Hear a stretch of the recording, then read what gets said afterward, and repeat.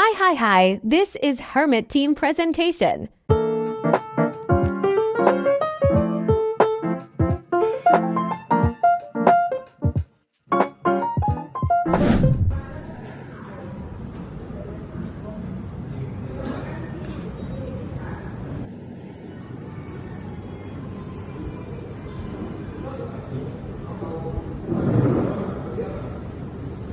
Baik, itu baru sampai.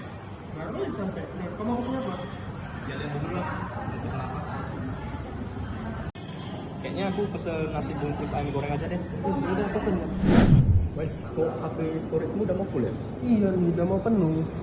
Beli aja di Google Drive. Hah? Emang gimana caranya? Sebelum itu, mari kita bahas apa itu storage. Apa sih itu media penyimpanan? Media penyimpanan adalah bahan fisik tempat komputer menyimpan data, informasi, program, dan aplikasi. Perangkat penyimpanan adalah perangkat keras yang mencatat dan mengambil item dari media penyimpanan. Banyak sekali jenis penyimpanan yang sekarang banyak digunakan, di antaranya external hard disk, solid state driver, USB flash drive, sampai dengan penyimpanan cold storage. Saat ini cold storage banyak digunakan. Jenis media penyimpanan online ini dapat digunakan sebagai transparan bagi penggunanya. Dalam media penyimpanan, terdapat beban atas maksimal penyimpanan yang dapat ditampung, yang biasa disebut dengan kapasitas. Kapasitas adalah jumlah byte yang dapat disimpan media penyimpanan. Peran media penyimpanan pada perangkat komputer sangat penting, karena media penyimpanan yang mengatur mengenai berjalannya sebuah proses dan menyimpan data dengan aman. Media penyimpanan komputer terbagi menjadi 3 kategori, yaitu media penyimpanan magnetik atau disebut dengan magnetic disk, media penyimpanan optikal atau disebut dengan optical disk, dan media penyimpanan awan atau cloud storage. Ini nih penjelasan media penyimpanan magnetic. Macam-macam media penyimpanan magnetik. Pada tahun 1969, floppy disk pertama kali diperkenalkan. Saat itu hanya bisa membaca atau read only.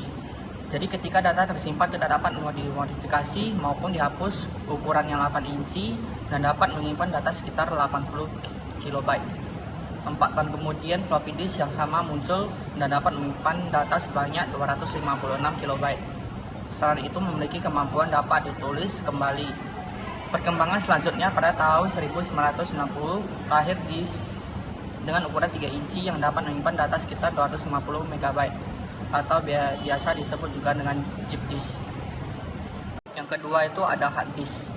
Hard disk itu adalah jenis disk yang bersifat tetap, tidak perlu dikeluarkan masukkan sebagaimana disket floppy.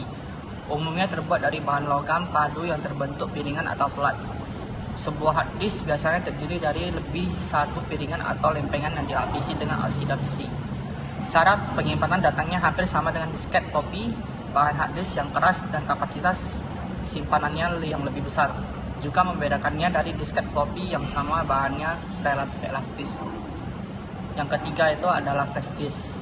Adalah piranti penyimpanan dari floppy drive jenis lain dengan menggunakan kabel interface jenis USB atau Universal Serial Bus.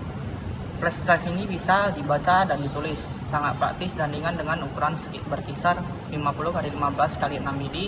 Bahkan untuk saat ini ukurannya semakin kecil dengan kapasitas yang jauh lebih besar hingga mencapai 1 TB. Yang keempat adalah memory card, media penyimpanan yang banyak dipakai pada peralatan komputer dan elektrik, seperti kamera, digital, laptop, handphone, iPad, dan game konsol. Yang kelima, terdapat CD-RW. CD-RW merupakan media penyimpanan magnetik dengan head yang sangat kecil dan dapat menampung data hingga 750 MB.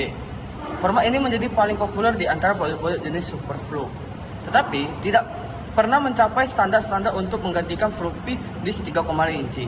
Kemudian CD-RW menggantikan posisi disk chip dan peralatan CD internal dan eksternal. Chip 650 atau chip CD tersebut dijual dengan merek Jeep. Penyimpanan magnetik merupakan media penyimpanan yang termasuk ke dalam penyimpanan sekunder atau secondary storage yang paling banyak dipakai pada sistem komputer modern. Itu memiliki kelebihan dan kekurangan. Kelebihannya yang salah satunya memiliki kapasitas penyimpanan pada media ini lebih besar dari media penyimpanan lainnya. Bahkan untuk mencapai portability dan kecepatan akses di datanya tinggi. Kekurangannya memiliki harganya lebih mahal jika dibandingkan dengan media penyimpanan lainnya.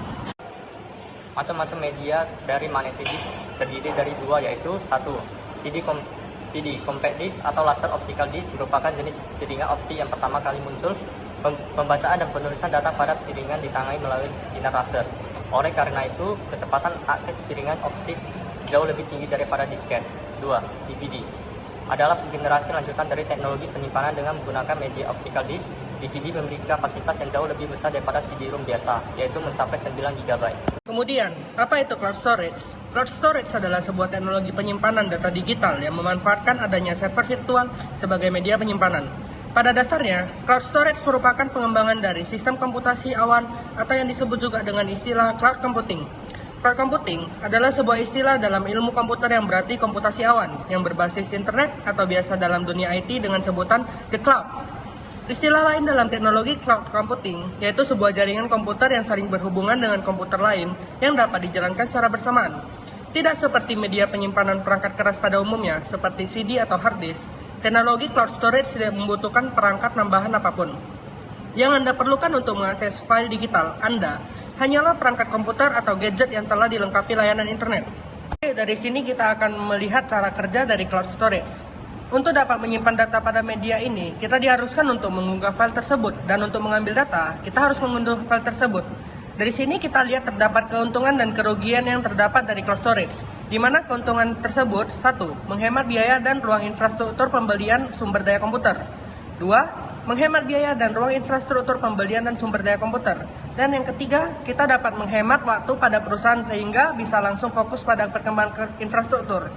Tapi dari keuntungan tersebut terdapat juga kerugian, di antara lain 1. Komputer akan menjadi lemot atau lambat, atau tidak bisa dipakai sama sekali bila internet putus.